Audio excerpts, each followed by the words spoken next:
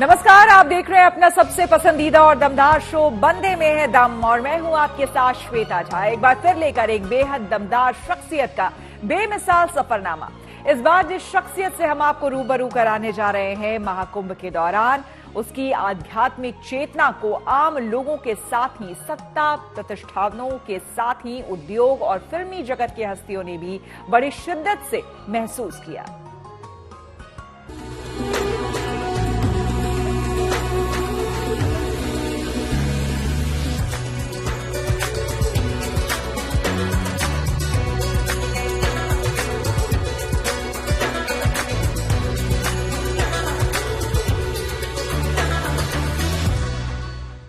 आप समझ ही गए होंगे कि इस बार की दमदार शख्सियत कोई और नहीं बल्कि ऋषिकेश स्थित परमार निकेतन के अध्यक्ष स्वामी चिदानंद सरस्वती जी हैं।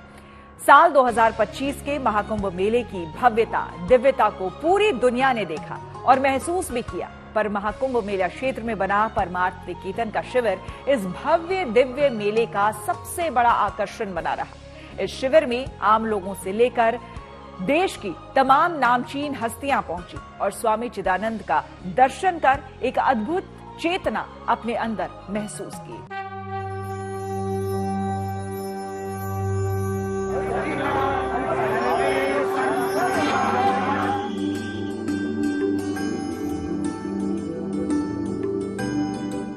तीर्थराज प्रयाग में 45 दिन तक चले इतिहास के सबसे विशाल, सबसे विराट धार्मिक समागम महाकुंभ की स्मृतियां मानवता के मन मस्तिष्क पर युगों युगों के लिए अंकित हो गई हैं।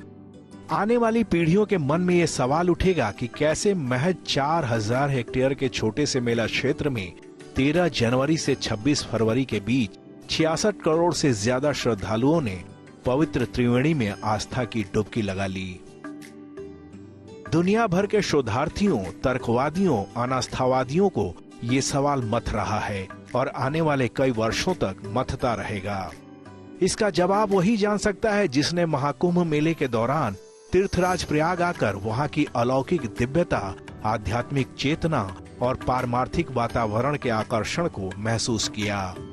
इतिहास के इस दिव्यतम आध्यात्मिक, धार्मिक और सांस्कृतिक समागम के सबसे बड़े आकर्षण का केंद्र रहा अरैल घाट के पास सेक्टर 23 में स्थित परमार्थ निकेतन का इको फ्रेंडली शिविर। कांसा, जूट और झाल से बने परमार्थ निकेतन के शिविर में प्रकृति के साथ ही भारतीय संस्कृति का अनूठा संगम देखने को मिला।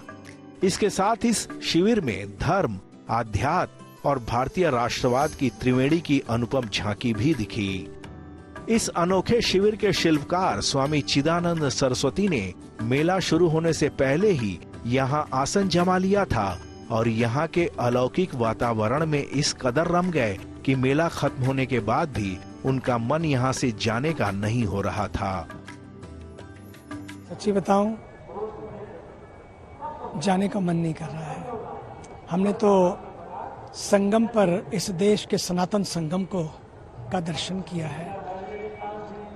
मैं तो इस देश की जनता का अभिनंदन करता हूं। क्या श्रद्धा है, क्या आस्था है, क्या लोगों का भाव है। मेला क्षेत्र के सेक्टर 23 में स्थित परमार्थ निकेतन के शिविर में पहुंचने के बाद गजब की आध्यात्मिक ऊर्जा महसूस हो रही थी। यही वजह है कि इस शिविर की ड्योढ़ी पर सत्तासीन हस्तियों से लेकर बड़े बड़े पूंजीपति, बॉलीवुड के सितारे और आध्यात्मिक जगत के दिव्यतम नक्षत्र तक दंडवत करते नजर आए। बॉलीवुड की मशहूर अभिनेत्री कटरीना कैफ अपनी मदर इन लॉ के साथ 24 फरवरी को जब संगम में डुबकी लगाने के लिए प्रयागराज पहुंची तो उन्होंने सबसे पहले शिविर में आकर स्वामी चिदानंद का आशीर्वाद लिया। इसी तरह अपने जमाने की मशहूर हीरोइन रवीना टंडन ने भी अपनी बेटी राशा के साथ शिविर में आकर स्वामी चिदानंद का आशीर्वाद लिया। स्वामी चिदानंद के दर्शन करने के बाद कटरीना भाव विभोर हो गईं और कहा कि यहाँ आना मेरा सौभाग्य है। मतलब मैं बहुत फॉर्चुनेट हूँ that I could come here at this time. मैं बहुत खुश हूँ। I'm very very grateful that I'm able to be here. It's such a beautiful place. मैं स्वामी जी के साथ हूँ इस वक्त और I'm chatting with him and taking his blessings. So I'm very very grateful and happy to be here. कुछ तो दिव्य अलौकिक आकर्षण है इस बाल ब्रह्मचारी सन्यासी के भीतर, वरना बड़ी बड़ी हस्तियां यूं ही किसी के आगे दंडवत नहीं होती। देश की पहली नागरिक राष्ट्रपति द्रौपदी मुर्मू भी आस्था की डुबकी लगाने के लिए 10 फरवरी को प्रयागराज पहुंची तो चिदानंद से मिलकर उनका आशीर्वाद लेना नहीं भूली। प्रधानमंत्री मोदी तो काफी पहले से इस दिव्य सन्यासी की पारलौकिक शक्ति से वाकिफ रहे हैं। इसीलिए 5 फरवरी को त्रिवेणी में डुबकी लगाने पहुंचे प्रधानमंत्री मोदी ने चिदानंद का दर्शन कर उनका आशीर्वाद लिया। इतना ही नहीं, गृह मंत्री अमित शाह और वित्त मंत्री निर्मला सीतारमन समेत मोदी कैबिनेट के तमाम बड़े मंत्रियों और 8 राज्यों के मुख्यमंत्रियों ने भी तीर्थराज आने के बाद न सिर्फ त्रिवेणी की पावन धारा में डुबकी लगाई बल्कि स्वामी चिदानंद का आशीर्वाद भी लिया। बॉलीवुड और सत्ता के गलियारों की शीर्ष हस्तियों के अलावा उद्योग जगत के नामचीन घराने के लोग भी महाकुंभ के दौरान इस अनन्य सन्यासी के आगे नतमस्तक नजर आए। देश के सबसे बड़े उद्योगपति मुकेश अंबानी महाकुंभ के दौरान अपने बेटे आकाश और अनंत अंबानी, बड़ी बहू श्लोका और छोटी बहू राधिका और अन्य परिजनों के साथ स्वामी चिदानंद के शिविर में आए और उनकी यज्ञशाला में हवन पूजन किया। दरअसल जिसकी हर तरह की चाह मिट जाती है उसकी हर तरह की चिंता भी मिट जाती है और फिर वो हो जाता है शाहों का शाह। सच्चाई यही है कि इस युग के गंगा पुत्र स्वामी चिदानंद के मन में सनातन की अविनाशी संस्कृति, इसकी ऋषि परंपरा, इसके कालजयी ग्रंथों के साथ ही देश की पतित पावन नदियों के प्रति अगाध श्रद्धा है। कुंभ के मेला क्षेत्र से उन्होंने यही संदेश पूरी दुनिया को दिया है। यहाँ से एक संदेश जाएगा कि हमें अपनी नदियों को, अपनी पवित्र जलधाराओं को प्रदूषण से मुक्त रखना है, भारत को पर्यावरण से युक्त रखना है, ज्यादा से ज्यादा पेड़ लगाने हैं, सिंगल यूज प्लास्टिक को बंद करना है, अपनी जल राशियों को प्रदूषित नहीं करना है। वसुधैव कुटुंबकम की सनातन भावना से सिंचित स्वामी चिदानंद सनातन संस्कृति के माध्यम से समूची मानवता को एकजुट करना चाहते हैं। इसी के तहत उन्होंने यूनाइटेड नेशंस जनरल असेंबली के दौरान यूनिसेफ के हेडक्वार्टर में ग्लोबल इंटरफेथ वॉश अलायंस की शुरुआत की थी, जो तमाम धर्मों के लोगों को आपस में जोड़ने का अपनी तरह का नोबल प्रयास है। ग्लोबल इंटरफेथ वॉश अलायंस की अगुवाई में हर धर्म, जाति और नस्ल के लोगों को साफ पेयजल, स्वच्छ वातावरण और हाइजीन सुनिश्चित करने की कोशिश की जाती है। साफ है कि सनातन का ये युगांधर मानवीय संवेदना का सबसे बड़ा ब्रांड एम्बेसडर बन चुका है। सत्ता जगत के नक्षत्रों से लेकर बॉलीवुड के सितारे तक अगर किसी सन्यासी के आगे नतमस्तक हुए तो जरूर उसके व्यक्तित्व में अलौकिक शक्ति होगी। दरअसल स्वामी चिदानंद का जीवन अपने आप में एक दिव्य अलौकिक ग्रंथ है। 8 साल की नादान उम्र में ही स्वामी चिदानंद ने साधु बनने का फैसला कर लिया था और ऐसा लगता है कि जगत नियंता परमात्मा ने अपनी किसी गूढ़ योजना के तहत उनके सन्यासी बनने का मार्ग प्रशस्त किया। स्वामी चिदानंद के जीवन से जुड़ी कुछ दिव्य घटनाएं आपको भीतर तक रोमांचित कर देंगी।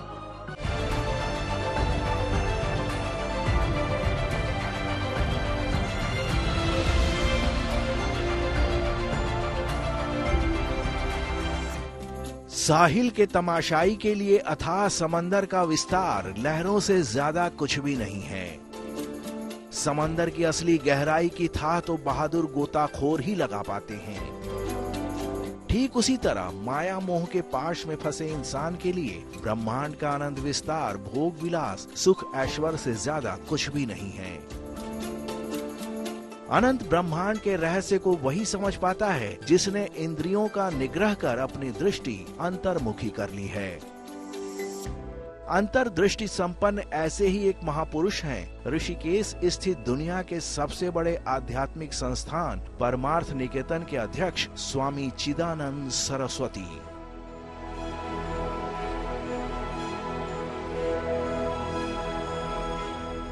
हिमालय की गोद में कलकल बहती पतित पावन गंगा के तट पर मौजूद परमार्थ निकेतन आश्रम के प्रांगण में चिदानंद सरस्वती जब मां गंगा की स्तुति के साथ उनकी आरती करते हैं तो वहां मौजूद हजारों श्रद्धालुओं को कुछ पलों के लिए स्वर्गलोक की दिव्यता के दर्शन होने लगते हैं।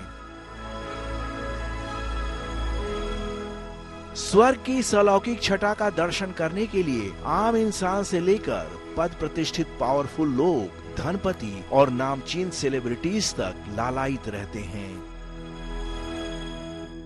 आखिर क्या शक्ति है इस दिव्य महात्मा के भीतर कि आम जनमानस से लेकर नामवर हस्तियां तक अपनी व्यस्त जिंदगी में से फुर्सत के कुछ लम्हे निकालकर प्रकृति की गोद में स्थित इनके परमार्थ आश्रम तक पहुंच जाती हैं। दरअसल स्वामी चिदानंद सरस्वती अनंत, अनादि, अखंड, अगम्य, अचिंत्य, अरूप, अलक्ष्य सच्चिदानंद परमात्मा के दिव्यतम स्वरूप का साक्षात्कार करने वाले महापुरुष हैं। ऐसे महापुरुषों के दिव्य शरीर से निकलने वाली आभा के विकिरण की जद में आने मात्र से ही इंसान के कष्ट क्लेश, ताप संताप, दुख दारिद्र्य तिरोहित हो जाते हैं। ऐसे सरल, सजल और सबल महापुरुष की हम सबको बहुत जरूरत है और आप हमारे बीच में हैं, सबको उपलब्ध है, सबकी सेवा के लिए। ये हमारा सौभाग्य है। ये यूं ही नहीं है कि आम इंसान से लेकर बड़े बड़े महापुरुष महात्मा तक चिदानंद सरस्वती की आध्यात्मिक शक्ति के आगे दंडवत हैं। चिदानंद सरस्वती का जीवन मनुष्य के जन्म जन्मांतर के संचित पुण्य कर्मों के योग का लौकिक प्रमाण है। 8 साल की नादान उम्र में ही साधना और संन्यास के कठिन पथ पर चलने का संकल्प लेने वाले चिदानंद का जीवन अविनाशी ईश्वर की प्रचंड सत्ता का प्रकट प्रसार है। चिदानंद सरस्वती जब महज 8 साल के थे तो इनके सत्संगी पिता के आग्रह पर इनके घर पर पधारे थे एक पारलौकिक महात्मा स्वामी ब्रह्म स्वरूप। ये साल 1960 का वाकया है। दिव्य दृष्टि संपन्न स्वामी ब्रह्म स्वरूप ने पहली ही नजर में ये जान लिया था कि ये कोई साधारण बालक नहीं बल्कि कई जन्मों से परमार्थ मार्ग का पथिक रहा है। उन्होंने ये समझ लिया कि इस बालक को ये जीवन परमार्थ और व्यापक जन कल्याण के लिए ही मिला है। इसीलिए सही पात्र पाकर भगवत प्राप्त संत स्वामी ब्रह्म स्वरूप ने अपनी उंगली से इनके माथे को स्पर्श किया और एक दिव्य स्पर्श से बालक चिदानंद के जीवन में पारलौकिक परिवर्तन आ गया। गुरु का आशीर्वाद, छोटी सी आयु, 8 वर्ष की आयु, एक गुरु का आशीर्वाद मिला, एक स्पर्श मिला, उसने ऐसा छुआ कि बहुत कुछ जिंदगी में बदल गया। चमत्कारिक स्पर्श था वो। इसलिए मैं तो हमेशा कहता हूं गुरु इज नॉट ए टीचिंग, गुरु से टच, गुरु से ट्रांसफॉर्मेशन। और ऐसा छुआ उन्होंने कि बस जिंदगी बदल गई। और उस छोटी सी आयु में उन्होंने 1 साल का कहा मौन रखो, घर में रहकर 1 साल का मौन रखा। और मौन के बाद बहुत लंबी कहानी है, बहुत सारी चीजें। 8 साल की अबोध उम्र में बच्चों को पढ़ाई के लिए प्रेरित करना तक मुश्किल होता है, पर स्वामी ब्रह्म स्वरूप ने तो बालक चिदानंद को उसी उम्र में 1 साल के मौन व्रत का असंभव सा आदेश दे दिया। और कमाल देखिए कि अबोध बालक ने भी गुरु के आदेश को भगवतादेश मानकर मौन व्रत का सम्यक पालन भी कर लिया। पहली अग्नि परीक्षा में उत्तीर्ण होने के बाद गुरु ने बालक को नाम दिया संत नारायण मुनि। उसके बाद गुरु संत नारायण मुनि को लेकर हिमालय के जंगलों की ओर निकल पड़े। बालक तो फिर भी बालक होता है, जंगल में उन्हें जंगली जानवरों से ज्यादा भूत प्रेत का डर सताता था। पर गुरु ने तब ऐसा मंत्र दिया कि भूत प्रेत का डर हमेशा के लिए जीवन से निकल गया। सबसे ज्यादा जंगल में उन्होंने कहा जंगल जाना पड़ेगा। मुझे सबसे ज्यादा डर लगा भूत से। मुझे भूत से बहुत डर लगता था बचपन में। तो उन्होंने एक मंत्र दिया, बोले भूत, मैं भगवान की बात कर रहा हूँ, तुम भूत की बात कर रहे हो। मैं गॉड की बात कर रहा हूँ, तुम घोस्ट की बात कर रहे हो। तुम्हें ऐसा मंत्र दूंगा कि संसार में कोई भी नहीं रोकेगा। जंगल में करीब 8 साल की कठोर तपस्या के बाद संत नारायण मुनि की साधना और तपस्या का पहला चरण सिद्ध हो गया। उसके बाद गुरु के आदेश से परमार्थ मार्ग के पथिक नारायण मुनि ऋषिकेश आए और यहाँ प्रकृति के सुरम्य वातावरण में गंगा तट पर मौजूद परमार्थ निकेतन आश्रम की शरण ली। आपको ये जानकर हैरानी होगी कि अपने 17 साल के शिष्य को साल 1969 में परमार्थ निकेतन पहुंचाने के बाद स्वामी ब्रह्मस्वरूप चिदानंद की जिंदगी से हमेशा के लिए दूर हो गए। मानो स्वयं विधाता ने उन्हें 8 साल के बालक चिदानंद को तपस्या और साधना के जरिए निर्मल और पारमार्थिक करने के बाद परमार्थ निकेतन पहुंचा देने का पवित्र उत्तरदायित्व सौंपा था। परमार्थ निकेतन पहुंचने के बाद 17 साल के संत नारायण मुनि स्वामी धर्मानंद सरस्वती के शरणागत हो गए। धर्मानंद सरस्वती ने साल 1975 में महाशिवरात्रि के परम पावन मौके पर युवा संत नारायण मुनि को संन्यास का व्रत दिलवाया और नाम दिया चिदानंद सरस्वती। 23 साल की युवा उम्र में पूर्ण रूप से संन्यास्त हो जाने के बाद स्वामी चिदानंद सरस्वती की अंतर्दृष्टि इतनी व्यापक और विराट हो गई कि उन्हें एहसास हो गया कि अब से एक क्षण भी गंवाए बिना उन्हें मानवता की सेवा करनी है और उन्होंने मन ही मन इसका संकल्प ले लिया। हमारे द्वारा लिया गया हर संकल्प हमारे असंख्य विचारों के मध्य एक छोटे से बीज के समान है, जो सही मार्गदर्शन और दिशा पाकर बड़ा होता है, जिससे न केवल हमारा जीवन बल्कि उस एक संकल्प के कारण अनेकों के जीवन में विलक्षण परिवर्तन हो सकता है। संकल्प हमारे मस्तिष्क में एक चेतना उत्पन्न करता है, जो कि मस्तिष्क की ब्रेन की गहराई में जाकर परिवर्तन का मार्ग निर्मित करता है। स्वामी चिदानंद के परमार्थ निकेतन से जुड़ने के बाद आश्रम के तत्कालीन कर्ता धर्ताओं को ये एहसास हो गया कि इस युवा सन्यासी के भीतर समूचे जगत की चेतना को जागृत कर देने की अद्भुत शक्ति है। लिहाजा यही सन्यासी परमार्थ निकेतन का उज्जवल भविष्य है। इसीलिए कुछ ही समय बाद इन्हें आश्रम का जनरल सेक्रेटरी बना दिया गया। अपने आंतरिक संकल्प की पूर्ति के लिए स्वामी चिदानंद साल 1980 में स्वामी सदानंद के साथ अमेरिका की यात्रा पर गए।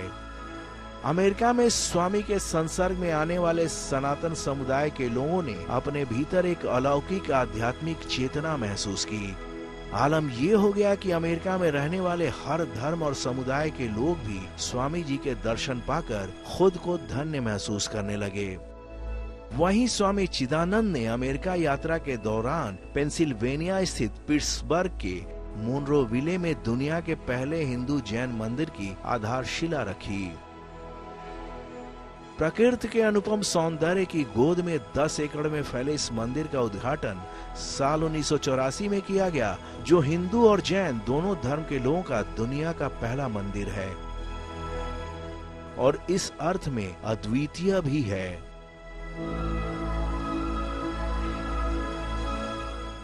ऐसा लगता है कि चिदानंद सरस्वती का परमार्थ निकेतन का प्रेसिडेंट बनना परमात्मा की पूर्व नियोजित योजना का हिस्सा था, क्योंकि इनकी अगुवाई में आश्रम के विस्तारीकरण, सौंदर्यीकरण और वैश्वीकरण का काम काफी तेजी से शुरू हो गया और इसका ध्येय वाक्य बन गया ईश्वर और मानवता की सेवा में। साल 1987 में स्वामी चिदानंद ने इंडिया हेरिटेज रिसर्च फाउंडेशन की स्थापना की, जिसके तहत आवासीय गुरुकुल, अनाथालय, गरीब या वंचित बच्चों के लिए डे स्कूल, वीमेन एम्पावरमेंट से जुड़े प्रोग्राम्स, आसपास के गरीब और वंचित लोगों के लिए फ्री मेडिकल केयर, व्यापक पैमाने पर वृक्षारोपण, पर्यावरण सुरक्षा, ग्रामीण विकास और आपदा प्रबंधन जैसे कार्यक्रम चलाए जाते हैं। इसके साथ ही परमार्थ निकेतन की ख्याति देश और दुनिया में फैलने लगी। कुछ ही वर्षों के अंदर कलिमल हरनी गंगा के पावन तट पर स्थित परमार्थ निकेतन के आध्यात्मिक वातावरण में जीवन का मर्म समझने के लिए देश विदेश के श्रद्धालु और जिज्ञासु आने लगे। आध्यात्म और योग के प्रति हर धर्म, हर नस्ल के लोगों की रुचि को देखते हुए स्वामी चिदानंद ने 1999 में इंटरनेशनल योगा फेस्टिवल की शुरुआत की। देखते ही देखते ये सुरम्य आश्रम योग का अंतर्राष्ट्रीय केंद्र बन गया। स्वामी चिदानंद की मां गंगा के प्रति असीम श्रद्धा है। मां गंगा को वो महज एक नदी नहीं मानते। स्वामी चिदानंद के दृष्टि में मां गंगा जगत नियंता की आत्मिक और आध्यात्मिक शक्ति की लौकिक धारा है। स्वामी चिदानंद की नजर में गंगोत्री से लेकर गंगा सागर तक गंगा का 2525 किलोमीटर का अविरल प्रवाह विधाता का हम मनुष्यों के लिए अनुपम उपहार है। गंगा में गिरने वाली गंदगी देखकर इस महान संत का मन कराहने लगता है। इसी वजह से इन्होंने साल 2010 में गंगा एक्शन परिवार की शुरुआत की, जिसके तहत गंगा जल को साफ रखने और देश भर में फैले गंगा तटों को सजाने संवारने का कार्यक्रम चलाया जाता है। स्वामी जी खुद कई बार गंगा को अपने हाथों से साफ करते देखे गए हैं। इसमें कोई संदेह नहीं कि स्वामी चिदानंद इस युग के असली गंगा पुत्र हैं। तो बंदे में है दम में इस बार आपने स्वामी चिदानंद सरस्वती के जीवन से जुड़ी कुछ छुए अनछुए पहलुओं को जाना। अगले हफ्ते मुलाकात होगी एक ऐसे ही और दमदार शख्सियत के सफरनामे के साथ। तब तक के लिए मुझे यानी श्वेता झा को दीजिए इजाजत, लेकिन आप देखते रहिए गुड न्यूज टुडे।